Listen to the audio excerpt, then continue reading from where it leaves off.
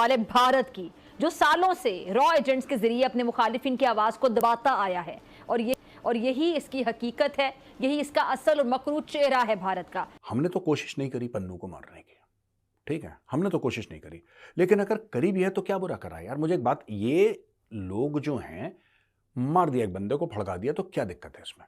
मोदी सरकार के आलमी सतह पर दहशतगर्दी में मुलविस होने के नाकाबिले तरदीद सबूत मंजर आम पर आ गए हैं। न्यूयॉर्क गुरपतवंत सिंह पन्नू यानी कि खालिस्तानी आतंकवादी, उसके मर्डर के आरोप में अमेरिका ने चार्जेस फाइल किए, अमेरिका के अटॉर्नी ने चार्जेस फाइल किए और वो फाइल जो हुए हैं वो एक निखिल गुप्ता है, उनके खिलाफ फाइल किए। 52 साल के हैं, ये इंडिया के हैं। इंडिया भारतीय एजेंट्स ने मोदी सरकार के इमा पर सिख रहनुमा गुरपतवंत सिंह को कत्ल करने का प्लान बनाया और अमरीकी खुफिया इदारों के स्टिंग ऑपरेशन में यह बात सामने आई कि मोदी सरकार ने रवा साल मई में गुरपतवंत सिंह को अमरीकी सरजमीन पर कत्ल करने का फैसला किया।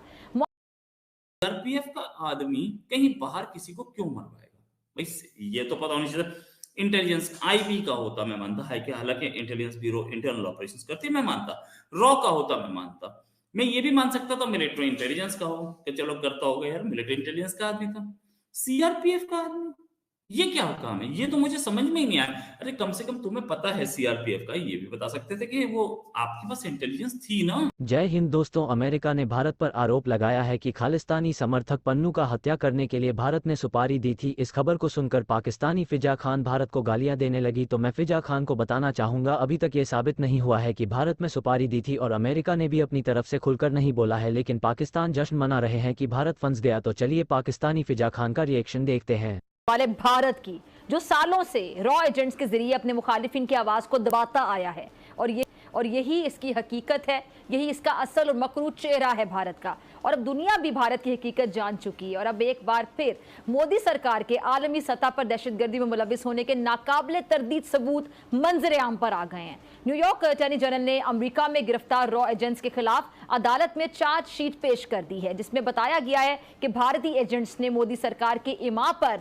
सिख रहनुमा गुरपतवंत सिंह को कत्ल करने का प्लान बनाया और अमरीकी खुफिया इदारों के स्टिंग ऑपरेशन में यह बात सामने आई कि मोदी सरकार ने रवा साल मई में गुरपतवंत सिंह को अमरीकी सरजमीन पर कत्ल करने का फैसला किया। मामला सामने आने पर बाइडेन इंतजामिया की जानिब से मोदी सरकार से वजाहत तलब की गई। 19 सितंबर को कैनेडियन वजीर आजम ने भी हरदीप सिंह के कत्ल में मोदी सरकार के मुलविस होने का इंकशाफ किया था, मगर भारत अपनी हठ दर्मी पर कायम और मुसलसल इंतहा पसंदाना कार्रवाइयों में मसरूफ है। इस हवाले से बात करने के लिए मेरे साथ मौजूद मेहमान मौजूद हैं और शीमा साहब किसी तारुफ के मोहताज, सिक्योरिटी अमूर के माहिर हैं। सर बहुत शुक्रिया ज्वाइन करने के लिए। डॉक्टर साहब, अमरीकी अदालत ने सिख रहनुमा के कत्ल की साजिश में मुलविस भारतीय शहरी पर फर्द जुर्म आयद कर दी है। अब भारत दुनिया के अमन के लिए खतरा बन चुका है। एक बार फिर ये बात दुनिया के सामने आ चुकी है। आप क्या समझते हैं कि भारत के पास कोई रास्ता बचा है भागने का? देखिए डॉक्टर साहब, आप बहुत शुक्रिया। पहली बात तो ये है कि जो अमेरिका ने जिस तरीके के साथ एविडेंस इकट्ठी करके खामोशी के साथ पहले एविडेंस इकट्ठी की, उन किरदारों को पकड़ा, एक शख्स को चेक रिपब्लिक में जून में पकड़ा और उसके बाद अपनी कोर्ट्स में गए, वहां सजाएं दिलवाई और इससे पहले फाइनेंशियल टाइम्स में स्टोरी दी कि अमेरिका के पास शवाहिद मौजूद हैं। उससे पहले बैक चैनल पे वो इंडियन एडमिनिस्ट्रेशन से गुफ्तगू कर रहे थे कि आप इन चीज़ों में इन्वॉल्व हैं। सजाएं दिलवाई ताकि दुनिया के सामने इंडिया का ये चेहरा सामने पता चल जाए कि भाई ये सियासी तौर पे बात नहीं हो रही। जिस तरह कनाडा में जस्टिन ट्रूडो ने जब कैनेडियन पार्लियामेंट में खड़े होकर कहा कि इंडियन एजेंट्स जो हैं वो इंडियन सॉइल के ऊपर, कैनेडियन सॉइल के ऊपर कैनेडियन सिटीजन को कत्ल करके गए हैं, तो इंडिया ने उसका बड़ा मजाक उड़ाया। लेकिन ये जो न्यूयॉर्क की जो कोर्ट है डॉक्टर साहबा, इसमें उस कोर्ट ने ये कहा है कि वही ग्रुप जिसने कनाडा में निजर का कत्ल किया था, वही ग्रुप पन्नू का कत्ल करना चाहता था अमेरिका में। सो डॉक्टर साहब, एक तो ये पहलू हो गया कि इंडिया को उन्होंने एविडेंस के साथ अदालत से में प्रूफ दे के इंटरनेशनल कम्युनिटी प्लस अपने एलाइज के सामने बेनकाब किया। ये पॉइंट नंबर 1 है। दूसरी इंपॉर्टेंट चीज ये है डॉक्टर साहब कि अमेरिकन ये समझते हैं कि इंडिया हमारे लिए बड़ा इंपॉर्टेंट मुल्क है, इसीलिए वो पब्लिक में कुछ नहीं आके कह रहे। देखें आप, एक चीज ये है कि अमेरिका समझता है कि इंडिया इतना इंपॉर्टेंट है कि अगर हम पब्लिक में कहेंगे तो हमारे ताल्लुकात की खराब ना हो जाएं।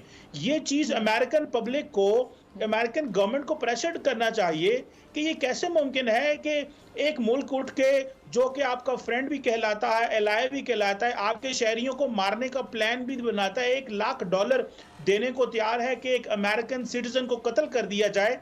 मेरा ख्याल है कि ऐसा काम तो चीन और रशिया भी अमेरिका में नहीं कर सके जो इंडिया ने करने की कोशिश की है। और डॉक्टर साहब, इसमें मैं यहाँ पे हाईलाइट करना चाहता हूँ कि प्राइम मिनिस्टर मोदी और उनके जो नेशनल सिक्योरिटी एडवाइजर हैं अजीत डोवल, इससे पहले कुलभूषण यादव नेटवर्क पाकिस्तान में पकड़ा गया डॉक्टर साहब, और उसका हमने देखा, पूरा हमने इंटरनेशनल कम्युनिटी को बताया और उन्होंने कहा जी ये तो इंडिया और पाकिस्तान का आपस में मसले हैं, हमें इस चीज में ध्यान देने की जरूरत नहीं है। आज साबित हो गया कि वो जो कुलभूषण यादव नेटवर्क इस खिते में ऑपरेट कर रहा था वो अमेरिका और कनाडा में भी मौजूद है, और यकीनन इस तरह के नेटवर्क चले हमारी बातें भी यकीन आया ना आप दुनिया को। आलमी सतह पर अभी इशू हाईलाइट हुआ, जब उनके मुमालिक में ऐसे एजेंट्स पकड़े गए तो फिर उनको यकीन आया। हमने तो कोशिश नहीं करी पन्नू को मारने की, ठीक है, हमने तो कोशिश नहीं करी, लेकिन अगर करी भी है तो क्या बुरा करा यार। मुझे एक बात, ये लोग जो हैं, मार दिया एक बंदे को, भड़का दिया, तो क्या दिक्कत है इसमें? हमने नहीं करा ये। I am just sharing a point of view. अब देखिए ना, मैं आपको छोटी सी बात बताता हूं। जस्टिन ट्रूडो ये कहता है कि निज्जर को मार दिया, निज्जर को मार दिया, निज्जर को मार दिया। नहीं मारा निज्जर को, उसके पास प्रूफ है ही नहीं, वो सबूत दे ही नहीं पाया, इतने महीने बीत गए। लेकिन फिर भी एक बात मैं आपसे कहना चाहता हूं, चलिए निज्जर को मार दिया। I am talking academically, I am talking hypothetically, ठीक है ना। और एकेडमिकली और हाइपोथेटिकली दो शब्द हैं जो खालिस्तानियों को समझ में नहीं आएंगे। तो खालिस्तानियों, तुम इस वीडियो को मत देखो, क्योंकि तुम्हारी इंटेलेक्चुअल लेवल से बहुत ऊपर है। फिर तुम्हें बेइज्जती महसूस होगी बाद में, तुम बोलोगे मेजर ने फिर जलील कर दिया हमें। तो कोई बात नहीं, तुम हट जाओ यहां से खालिस्तानियों। अब मैं समझाता हूं। चलिए, मानिए किसी ने निज्जर को भड़का दिया। मैं ये जानना चाहता हूं, ठीक है, मेरा ये सवाल है सीधा सीधा आपसे, कि जब 9/11 हुआ था, 9/11 हुआ था, 3000 अमेरिकी और भी एक दो नेशनैलिटीज के वहां पे लोग थे, लेकिन 99% अमेरिकन थे। न्यूयॉर्क में वर्ल्ड ट्रेड टावर पे घुसा जहाज, खत्म लोग, डन हो गया। दुनिया का जिसको कहते हैं कि सबसे बड़ी आतंकवादी घटना जो थी वो 9/11 थी। 9/11 के बाद अमेरिका ने रिएक्ट करा। अमेरिका ने रिएक्ट करा, साथ में कनाडा भी चल पड़ा।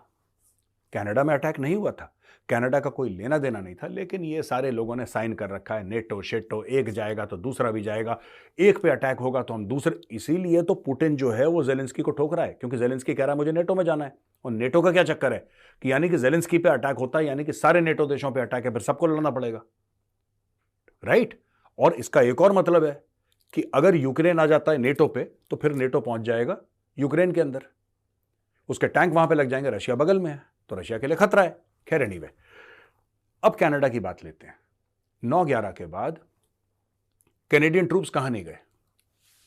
उन्होंने मासूम लोगों को अफगानिस्तान में मारा, मासूम लोगों को लीबिया में मारा, मासूम लोगों को इराक में मारा, कितने देशों में। जहां अमेरिका ने बोला जा, उसने बोला जी मालिक, वो गया और उसने लोगों को मारा। कैनेडियन सोल्जर्स पे ह्यूमन राइट्स के केसेस चले हैं। कनाडा के अंदर कैनेडियन सोल्जर्स के ऊपर, जो कैनेडियन फौजी हैं, उनके ऊपर ह्यूमन राइट्स केसेस हैं। उन्होंने बच्चों को मारा, औरतों का रेप करा, उन्होंने दुनिया भर के कांड करे, दुनिया भर की गलत चीजें करी। कहां पे करी?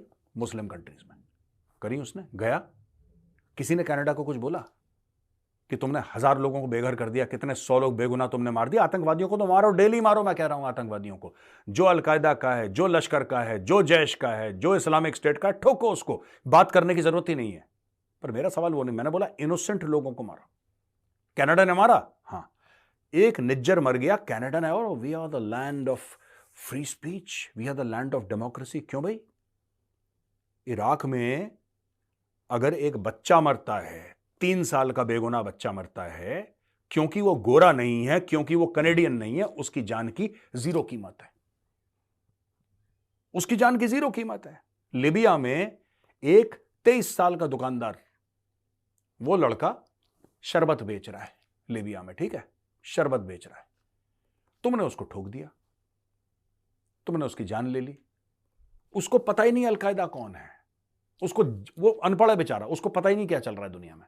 उसको यह पता है कि मैं शरबत बेचूंगा तो मेरे बच्चे खाना खाएंगे, मेरे मां बाप को दवाई मिलेगी, इससे ज्यादा उस लीबिया के बंदे का दुनिया से कोई सरोकार नहीं, कोई लेना देना नहीं। ठोक दिया उसको, मार दिया।